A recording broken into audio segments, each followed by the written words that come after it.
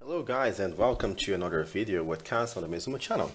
So today I guess it's time to take a look at the first puzzle of this game, finally. Okay, so I have three solutions for this already, but I think a little bit of introduction is in place now. And I'm going to do this just for this puzzle. So this is how the game is presented to you. You have to hit new design, and then this is how the puzzle is presented to you. You look in here, you see two little boards, and then you have those rings in here, and then you have this chip, a little piece of track in there, and some coding. So let's ignore this for now, and we can see how things work, how to work with those puzzles like this. The first thing to check is the information tab down here. So this puzzle is called the fake surveillance camera, and it starts by explaining what is everything in here. So active and network are simple outputs connected to LEDs. So active is in here and network is in here, and those are connected to other parts of the project. LEDs in this case. And finally, control the active and network outputs with fixed repeating signals as indicated in the verification tab. Okay, so the verification tab is this one down here, and it shows us the camera and the waveforms in there. So we need our machine to match those waveforms. So for the active, which is up here, we need this pattern to happen, and for the network we need this other one. So let's check this coding here, because this was the code done by the engineer who worked on this project previously. All right, so he actually left us a message here. Why is this so hard?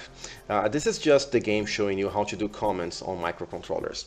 So what he's doing here is he's moving 0 to this pin in here, and then he's sleeping for 6 seconds, or time units. Sometimes I'm going to just say seconds, just to simplify things. And then he's going to move 100 and then sleeping for 6 extra seconds, which is exactly what this does. Look at this, guys. So if you count those little rectangles, so 1, 2, 3, 4, 5, 6, this is exactly 6.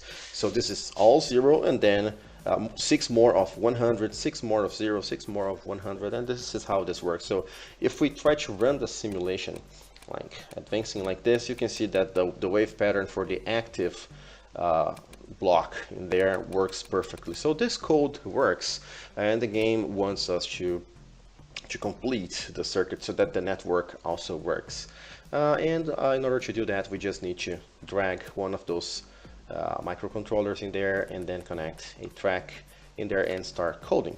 So the way to model this is by looking at the network waveform and counting those little rectangles. So 1, 2, 3, 4. So we stay at 0 for 4 units. So we do the exact same as the other chip does. So we start by moving 0 to P0 as the output, and then we sleep for 4 seconds instead of 6. Now we move 100 to P0, but we only need to sleep for 2 time units because this is only too long. And then to finish things up, we need to go low and then up again. So let's do that. So let's go low by doing this and sleep for 1 second, and then we go high again, and then I think we need to sleep for 1 more second. After that, we go low again by moving 0 to P0. But this is actually done again in here, because after this the pattern continues and repeats itself. So if we try to advance a little bit, yeah, it seems to be working. Yeah, come on guys, this is the first puzzle. It's supposed to be a little bit easy, a little bit on the easy side. And this is what happens when you beat a puzzle. We're presented with this screen in here, and this is our production cost. So 6 units, monetary units, I don't know how to say that, I'm ignorant.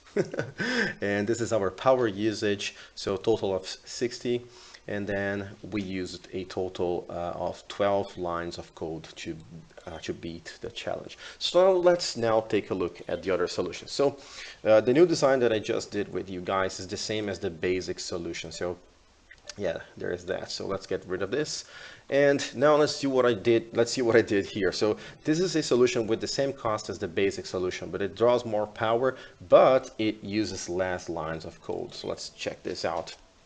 So this chip up here, I changed what the previous engineer did in there. So instead of moving values directly, I took advantage of the fact that the accumulator, which is this little variable in here, starts at a value of 0.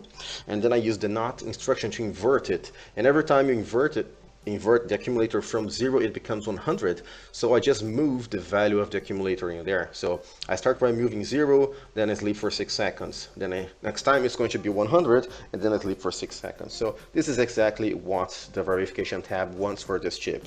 And the second chip remains exactly the same. So yeah, this uses one less instruction because we don't have to sleep 2 times in there. If we run the simulation, it's going to do the same thing. But I don't need to run the entire simulation for now. Okay, there is yet another solution, crazy solution.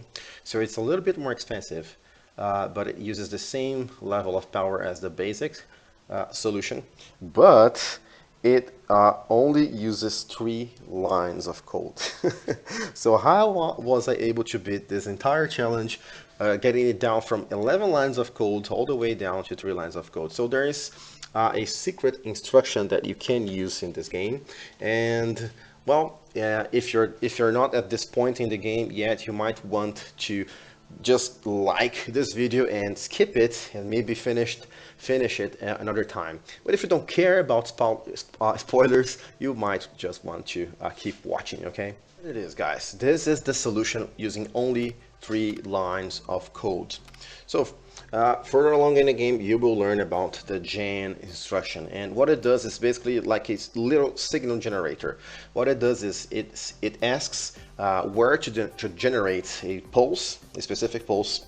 So you're gonna give it 1 pin. So in this case, I gave it P0. So this is why we have P0 in there, and it has to be a simple I/O. It can't be like X0, X1. It can't be X bus. It has to be simple I/O. And then the first number is the amount of time it's going to spend on a high level, or 100. And the next number is the amount of time it's going to spend at a low level. Okay, so let's look at the verification tab once again, and it will all make sense. Once again, we need to be low for the active output. We need to be low for 6 time units, then high for 6 time units, then the pattern repeats. And this is exactly what this does. With one instruction, we get high for 6 units and then low for 6 more units, and then we keep repeating this.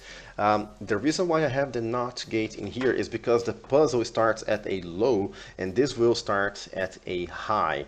Yeah, so let me run the simulation for you guys so that you see that this works. And if I get rid of the NOT gate, just to be clear for everyone, see what happens at the active waveform. It inverts everything. So yeah, I needed a inverter in here to get rid of all those lines. And this is what I did for the pattern, for the network output. All right, so first I go high for 4 and low for 2. So 4 units in here and 2 in here, and to finish things up, I go 1 and 1. So this little pattern in here, and then things start repeating. Okay, there's another secret instruction in the game, so let's go full spoilers on this. And what you can do here is if you wanna go a little bit cheaper with your design, is actually, let's do this by copying this.